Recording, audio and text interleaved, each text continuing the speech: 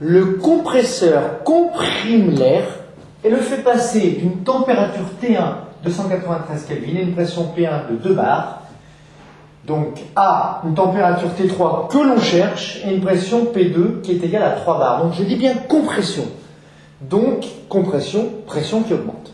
Adiabatique, ça veut dire que le compresseur n'échange pas de chaleur avec l'extérieur. Réversible, que la compression se fait de façon infiniment lente. Et vous verrez les critères de réversibilité dans le chapitre suivant. Bien, on peut tout de suite écrire la loi de Laplace, PV gamma égale constante. Et on s'en rappelle que d'une seule, pour les feignants, c'est super, on ne se rappelle que de cette loi. Et puis on va l'exprimer en fonction maintenant de la pression et de la température, puisqu'on cherche des températures. On va faire apparaître la température dans cette expression. L'hélium est un gaz parfait, on peut donc écrire PV égale nRT. Donc V égale nRT sur P. Et on va réinjecter cette expression pour la loi de Laplace. Pression fois volume puissance gamma, c'est-à-dire nRT sur P puissance gamma égale une constante K.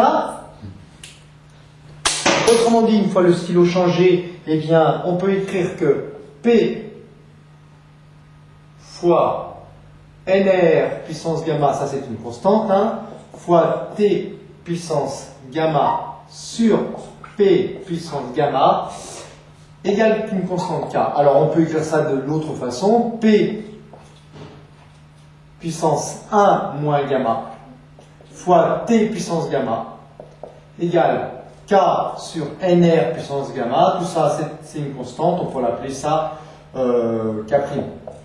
Donc finalement on a P puissance 1 moins gamma fois T puissance gamma égale K', c'est une autre forme de la loi de Laplace. La pression P et la température T peuvent prendre n'importe quelle valeur, par exemple T1 et P1. On a donc P1 puissance 1 moins gamma fois T1 puissance gamma est égal à P2 puissance 1 moins gamma fois T3 puissance gamma.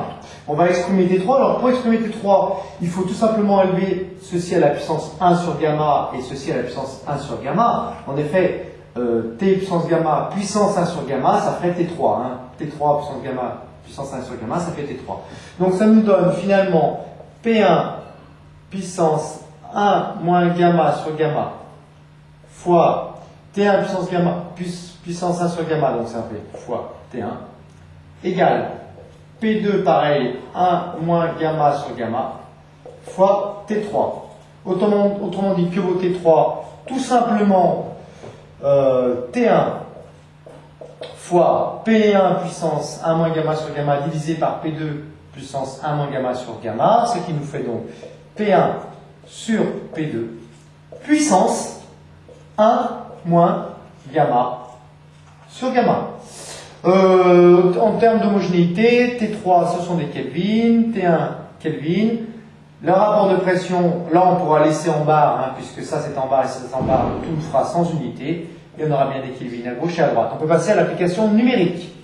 L'application numérique nous donne 293 fois 2 bars sur 3 bars, puissance 1 moins 5 tiers pour gamma sur 5 tiers, donc 346 Kelvin. Alors, est-ce que c'est normal que la température s'élève? Oui, pourquoi? Quand vous prenez votre pompe à mélo, que vous appuyez, que vous comprimez l'air qui est à l'intérieur, eh bien vous sentez une élévation de température, hein, vous sentez la chaleur. Alors la pompe évidemment n'est pas adiabatique, elle transfère la chaleur à l'extérieur, mais vous sentez que ça chauffe.